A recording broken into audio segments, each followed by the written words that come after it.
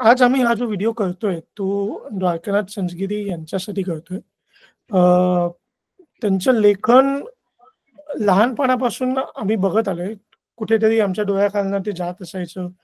तर त्यांची 1-2 पुस्तकं आहेत सुदैवाने तेही आम्हाला चाळायला मिळाली. पण क्रिकेटमध्ये त्यांनी जे काही कॉन्ट्रिब्युशन केलंय आणि त्यांच्याकडनं आम्हाला ज्या काही गोष्टी समजल्या आहेत, त्यासाठी म्हणून आम्ही हा व्हिडिओ करतोय. ॲज अ म्हणजे श्रद्धांजली म्हणून, त्यांची आठवण म्हणून आज आम्ही हा व्हिडिओ करतोय. जयेश आहे माझ्यासोबत. जयेश म्हणजे मी लहान होतो तेव्हा एवढं वाचायचो नाही, पण तू बहुतेक त्यांच्या गोष्टी वाचलेल्या असशीलच. तुझ्या काही आठवणी त्याबद्दल आणि खूप खूप खूप भरपूर आहेत. म्हणजे त्यावेळेला कसं होतं की आत्ताच्या सारखे चॅनल्स नव्हते. हं, फार कमी क्रिकेट बघायला मिळायचं लाईव्ह. आणि तेव्हा तर ब्लॅक अँड व्हाईट टीव्ही होता ऍक्च्युली, जेव्हा हे सगळं सुरू झालं तेव्हा. कलर टीव्ही पण नव्हते तेव्हा.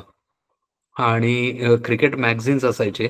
तर क्रिकेटर्सचे फोटो वगैरे जमा करणं आणि लेटेस्ट काही सिरीज झाल्या वगैरे असतील तर त्यासाठी रेकॉर्ड्स, स्टॅट्ससाठी मला स्टॅटिस्टिक्सची आवड होती पूर्वीपासून, तर ते सगळं वाचण्याकरता म्हणून आम्ही इंग्लिश हे जमवायचो मॅगझिन्स वगैरे. पण प्रॉब्लेम असा असायचा की इंग्लिश मॅगझिन्स महाग असायचे खूप.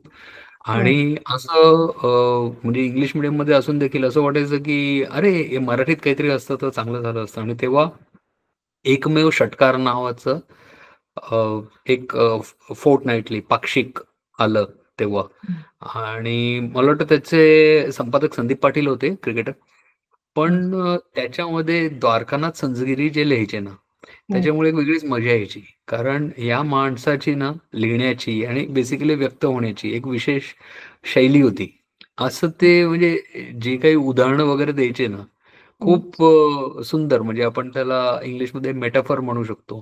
तर म्हणजे कसं एक उदाहरण सांगायचं झालं तर की पट्टीच्या सरळ रेषेत मारावी तसा सुनील गावस्करनी चौकार मारला. म्हणजे अरे! हा, म्हणजे स्ट्रीट ड्राईव्हचं वर्णन असं. मग एखादा की छोट्या मुलांनी मला मिठाई दे असं म्हणून हात पुढे करावा, तसं वेंगसरकरनी पॅड पुढे करून चेंडू अडवला वगैरे, असं काहीतरी सुंदर वर्णन असायचं. म्हणजे हे मी एक एक जस्ट फॉर एन एक्झाम्पल सांगतोय. ते काय हां, अगदी हीच वाक्य बोलले असतील असं नाही, पण अशा पद्धतीची काहीतरी त्यांच्या हे असं मेटाफर्स असायच्या, उपमा असायच्या बेसिकली. तर खूप मजा यायची. आणि मला तर असं वाटतं की क्रिकेटचं जे एक फंडामेंटल ज्ञान जे आहे, ते मला हं, वाटतं तिथेच कुठेतरी सुरुवात झाली या माणसामुळे.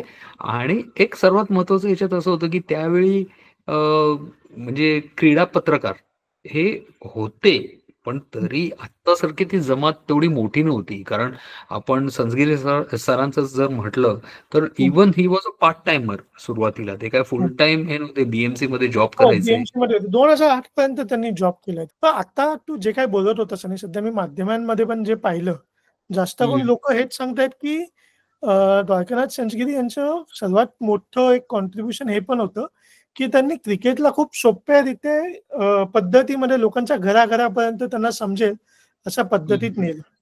हे हम्म, माझ्या माहितीत काही अशी लोकं आहेत, जी सत्कारचे आर्टिकल्स वगैरे गोळा करायची आणि जमा करून ठेवायची हम्म. आणि वाचायची. आणि त्यांना म्हणजे त्या गोष्टींबद्दल खूप कौतुक होतं. मला मी जे काही त्यांचे काही आर्टिकल्स पाहिले, त्यात मला रंजकता दिसली, पण त्यांचं टेक्निकल नॉलेज पण बऱ्यापैकी चांगलं होतं. हम्म. ते that comes by default I guess, कारण ते शिवाजी पार्कचे रहिवासी होते. सो असं क्वचितच होतं की शिवाजी पार्कला एखादी व्यक्ती राहते आणि त्याला क्रिकेटचं नॉलेज नाहीये. सो हं, असं फार कठीण आहे म्हणजे. होय, होय. अजून एक गोष्ट म्हणजे त्यांनी खूपशी पुस्तकं पण जी काही त्यांनी लिहिलेली आहेत. 40 40 पुस्तकं आणि त्यात ते 40 पुस्तकं. आणि फक्त क्रिकेटवर नाही लिहिलं त्यांनी बॉलिवूडवर पण लिहिलं, कॉमेडी पण लिहिली. सो स्टँडअप म्हणजे तेव्हा ते अशी प्रथा नव्हती किंवा ही टर्मिनॉलॉजी नव्हती, पण ते स्टँडअप ऍक्ट वगैरे पण करायचे. म्हणजे तेव्हा हो. कसं ते कथाकथन वगैरे ते तशा हां, पद्धतीचं असायचं. हे पु ल देशपांडे, वपू काळेंच्या वेळी आपण जसं बघतो तसं तसं ते पण तसं करायचं. That's nice. मी एक गोष्ट जी त्यांच्या ह्याच्यात नेहमी कदाचित ते पाहिलं, बट ते जेव्हा इंटरव्ह्यू पण घ्यायचे ना, तेव्हा त्यांचा ॲटिट्यूड खूप हसरा आणि लाईट असा वाटायचा. ते कधी फॉर्मल वाटायचं नाही. जेवढे त्यांचे इंटरव्ह्यूज पाहिले, म्हणजे तेंडुलकर त्याचं तेंडुलकर कारण ॲक्चुअली असं की मुळात स्वभाव मनमिळाऊ आणि हसरा होता ना, असं कुचकट हं, स्वभाव नव्हता. सो ते त्या पद्धतीने ते सगळं त्यांचं व्यवस्थितच होतं एकदम आणि ऑफकोर्स निरीक्षण खूप सुंदर होतं आणि लिखाण ही काही it is not everybody's cup of T आणि मी तुला खात्रीरीत्या सांगतो की आजच्या जमान्यात जर त्यांनी युट्यूब चॅनल सुरू केलं असतं हं, म्हणजे ते when he was at his peak तेव्हा जर हं. त्यांनी युट्यूब चॅनल सुरू केलं असतं तर खरोखर खूप जास्ती त्यांना फॉलोअर्स वगैरे मिळाले असते. कारण आम्ही षटकार जेव्हा वाचायचो ना तेव्हा असं होतं की षटकार ना मॅगझिन सारखं नाही यायचं. हं. म्हणजे ते थोडंसं असं वेगळंच यायचं असं म्हणजे थोडंसं ते आपलं E3चं पेपर वगैरे कसं असतं. हां. साधारण त्या साईजमध्ये आणि असे मध्ये फक्त एक असं स्टॅपलरची जाडी पिन वगैरे अशा पद्धतीचं असायचं आणि मग हं, नंतर मला वाटतं ते थोडंसं पेस्टिंग करून यायला लागलं. सो कारण काय ते स्वस्त पण असायचं ना as compared to the English magazines. हं. ते मजा यायची म्हणजे षटकारवर कधीतरी आपण एक वेगळा विषय असा घेतला पाहिजे कारण षटकार एक खूप सुंदर होतं आणि त्या व्यतिरिक्त मग संसगिरी सर जे ते इतर म्हणजे मला वाटतं त्यांनी पुढारी म्हणा किंवा अजून कुठले आपल्या लोकसत्ता मटा बेटा वेगवेगळ्या वेळेला वेगवेगळे स्तंभलेखन ज्याला म्हणतात कॉलम हां. कॉलम रायटिंग पण त्यांनी केलेलं आहे आणि बरं. डेफिनेटली ते त्या पद्धतीने पण पोचलेलं आहे हं, आमच्या सगळ्यांपर्यंत आणि ऍज यू सेड की ते सोपं करून सांगितलं म्हणून कदाचित ना काय होतं माहितीये का माणसावर एक पगडा असतो हं. तर आपण जेव्हा हे चॅनल सुरू केलं तेव्हा हां. आपण क्रिकेट एक्सपर्ट म्हणून नाही बोलत होतो की नो बडी कॅन चॅलेंजेस की नाही. तुम्ही कोण आहात मोठे शहाणे कारण आम्हाला काही म्हणजे कळतो गेम आणि कळतो बोलतात. पण म्हणजे मला तर गेम बोलतात. कळतो नाही मला तर कोणी बोलू शकत नाही कारण मी टेक्निकली कधीच काही सांगत नाही आहे की नाही तो मी म्हणतो की आपण फॅन्स आहोत आणि हं. आमच्या मनातलं जे ते बोलणं आमचा अधिकार आहे इट्स अन त्या व्यतिरिक्त ऑडिओ.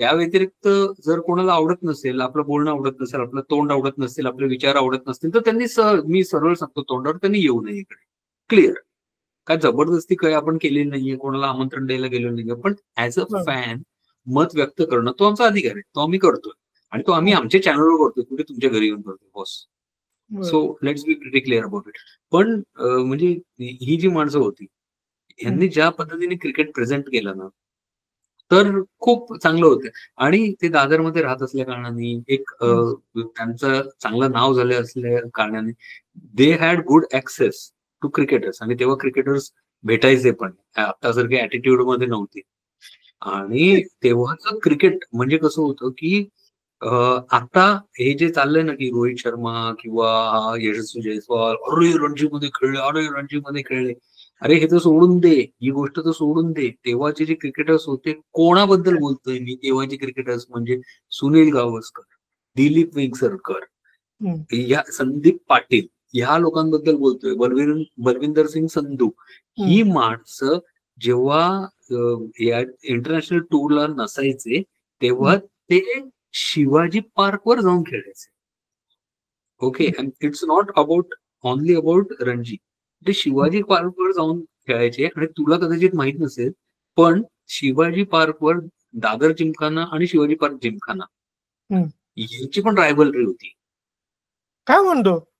खूप जास्ती रायव्हलरी होती यांची म्हणजे हे दोन क्लब्स आहेत तरी ह्यांची खूप जास्ती रायव्हलरी होती म्हणजे इट वॉज नॉट इझी म्हणजे बेसिकली त्या that was a healthy rivalry म्हणजे अशी काही मारामारी नाही काढायची स्टम्पिंग करून हां, ते सो पण त्याच्या त्या कॉम्पिटिशनमुळे ना त्या कॉम्पिटिशनमुळे जी एक कॉम्पिटेटिव्हनेस आला हां, म्हणजे तू ऐकलं असशील ना मुंबईच्या क्रिकेटर्सना खडूस म्हणतात हां. का ते त्याच्यातनं आलं.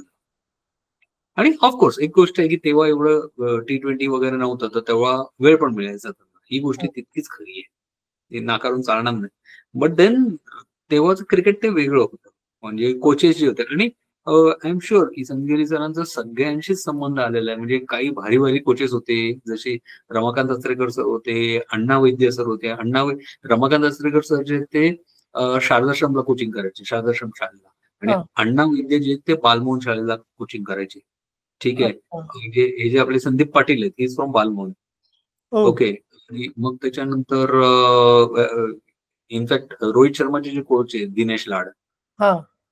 ते पण आचरेकर सरांकडनं निघाले बहुतेक, इफ आय रिमेंबर करेक्टली. अच्छा. त्याच्यानंतर वासू परांजपे एक होते. He was a tremendous coach. Basically ते क्रिकेटर म्हणून तेवढं यश नाही मिळालं त्यांना, but as a coach he was जबरदस्त. सुधीर नाईक होते, सुधीर नाईक. ही वॉज खतरनाक. ते म्हणजे ओल्ड मैदानला असायचे मला वाटतं. हा, झहीर खान त्यांच्याकडचं, सुधीर नाईकांकडचं. ओके. तो क्वचितच नाव घेतो कधीतरी, नेहमी नाव नाही घेत तो. हे लोक असं काय करतात मला माहिती नाही. एनिवेज. आणि तर म्हणजे संजगिरी सरांचे सगळ्यांबरोबरच चांगले संबंध होते आणि त्याच्यामुळे इनसाइड स्टोरीज पण असायच्या यांच्याकडे. सो त्याचं त्यांनी खूप व्यवस्थित, पण ह्या लोकांची इंटिग्रिटी एवढी होती की असं कधीच कोणाच्या पर्सनल गोष्टीवर लिहिणार नाही किंवा बोलणार नाही किंवा असं लूज स्टॉप करणार नाही. गेम से गेम, गेमशी संबंध आहे आपला, गेम बद्दल बोलणार. आणि तेच कदाचित संस्कार माझ्या पिढीचे जे लोक आहेत त्यांच्यावर झालं असेल. फालतूगिरी नाही बोलायची, याच्या बायकोनी काय केलं, त्याला किती मुलं झाली, आपल्याला काय करायचं. ते बोलण्यासाठी आपण नाहीच शेवटी तिकडे. नाहीच. ग्राउंडवर जाऊन काय गेम करतायत ते, दॅट इज इम्पॉर्टंट फॉर. आणि हे जे कल्चर आहे ना, आपण कल्चर कशाला म्हणतो, जे आपल्यापेक्षा जे मोठे असतात, जे एल्डर्स असतात, त्यांच्याकडनं ज्या काही चांगल्या वाईट दोन्ही गोष्टी आपल्याकडे येतात आणि त्या ज्या आपण पुढे घेऊन जाण्याचा प्रयत्न करतो, that is culture. So I am really thankful.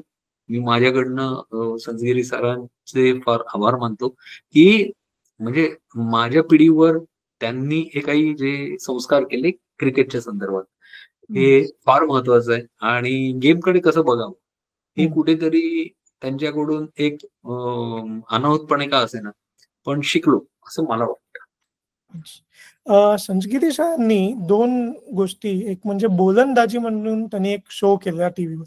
तुला कधी बघायला मिळाला का तो? नाही, नाही, नाही. कारण मी ना त्या पिरियडमध्ये मला वाटतं मी जरा नवीन जॉबला वगैरे लागलो होतो. तर जरा तेव्हा वेळ नसायचा, म्हणजे तर I missed it I think. Okay. पण त्यांनी अजून एक प्रोग्राम केलेला स्क्रिप्ट रायटर म्हणून. त्याचं नाव होतं मधु इथे आणि चंद्र तिथे. ओके. आणि मला ती बघायला मिळाली. खूप छान आणि हिलेरियस अशी होती. बहुतेक होतो की तुला युट्यूबवरनं मी अजून 2 शो सांगतो तुला. हं. ते जर मिळाले तर बघ. एक शो होता, हे दोन्ही शो मिड 80s मधलेच आहेत. दूरदर्शनवर यायचे ऑफकोर्स, तेव्हा इतर कुठल्या चॅनलला नव्हतं. एक होतं सुनील गावस्कर प्रेझेंट्स, हा एक ओह! शो होता. ओके. त्याच्यामध्ये गावस्कर स्वतः होस्ट करायचे हां, आणि ते काय करायचे, काही तेव्हाचे जे भारी भारी जे गेम होते, हां. क्लोज गेम्स किंवा इंटरेस्टिंग गेम्स, तर हं. त्याचे क्लिपिंग्स आणि त्याचं अनालिसिस वगैरे असा तो शो होता, if I remember oh! Correctly. Nice. Superb show होता सुनील गावस्कर प्रेझेंट्स. आणि दुसऱ्या शोचं मला नाव नाही आठवते, but it was hosted by Mohinder Amarnath. Okay. आणि he use to talk about fitness. अच्छा. हां. आणि नुसतं टॉक नाही, आणि ते करून दाखवायचे. ओह! वेगवेगळे जे क्रिकेटमध्ये जे एक्सरसाइज ड्रिल्स जे लागतात, हं. तर ते करून टाकायचे, करून दाखवायचे. स्ट्रेचिंग कसं करावं आणि स्प्रिंटिंग कसं करावं आणि म्हणजे बॉलर्सला किंवा बॅट्समनला देखील हॅमस्ट्रिंग इंजुरी खूप जास्ती होते. तर ती हं. अव्हॉइड करण्याकरता काय करावं वगैरे, असं बऱ्याच छोट्या-मोठ्या गोष्टी ते सांगायचे. तर मोहिंदर अमरनाथचा एक शो होता. तर हे ओके. पण जर YouTubeवर जर तुला कधी मिळाले ना, तर क्लिपिंग्स आपल्या चॅनलवर जरा तू शेअर कर, बघ झालं तर. अच्छा, मी आता तू 2 शो सांगितले. मी पण एक शो सांगेन क्रिकेट रिलेटेड जो मला खूप आवडला. नसरुद्दीन शाहने होस्ट केलेला मिड विकेट टेल्स.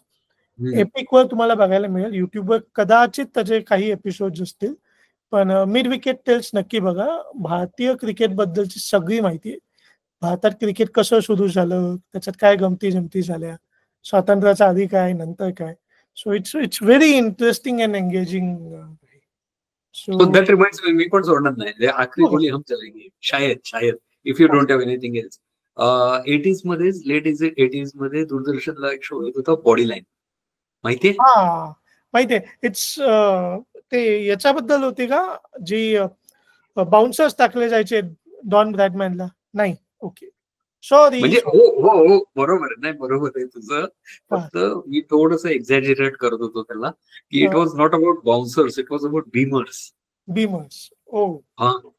आणि it was so tremendous. Black and व्हाईटच होती. हां, पण जे जबरदस्त होतं ना, म्हणजे त्याचं टेकिंग हां, एवढं आणि कास्टिंग, म्हणजे हां, जो हॅरॉल्ड लारूड जो दाखवला होता हां, त्याच्यामध्ये, म्हणजे तो गरीब असतो आणि कोळशाच्या खदानीत काम करत असतो, का कुठेतरी असंच काम करत असतो. हां, खदानीत नसतो काम करत, असं एका छोट्या दुकानात काम करत असतो वगैरे.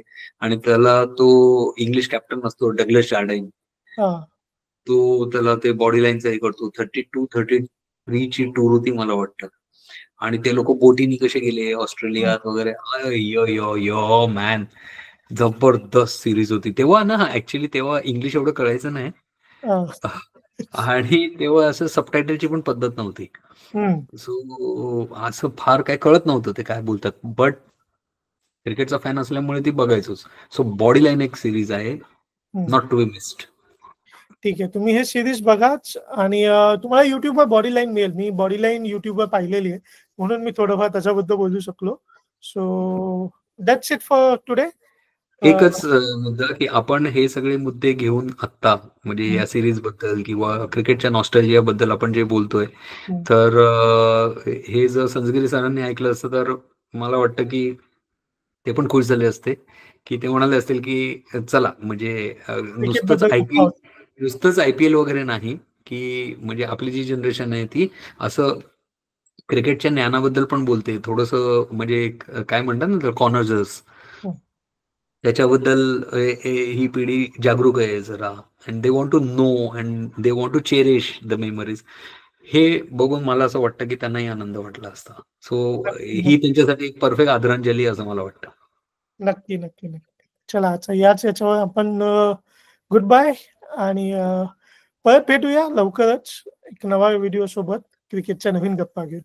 Bye, bye. नॉर्मली आम्ही या टायमिंगला येत नाही. आज स्पेशली काल आम्ही बिझी होतो. कालच शो करायचा होता, पण जमलं नाही. म्हणून आज आम्ही आलेलो आहोत आणि हा शो करतोय. सो संजगिरी सरांना पुन्हा एकदा श्रद्धांजली. गुड हं. नाईट.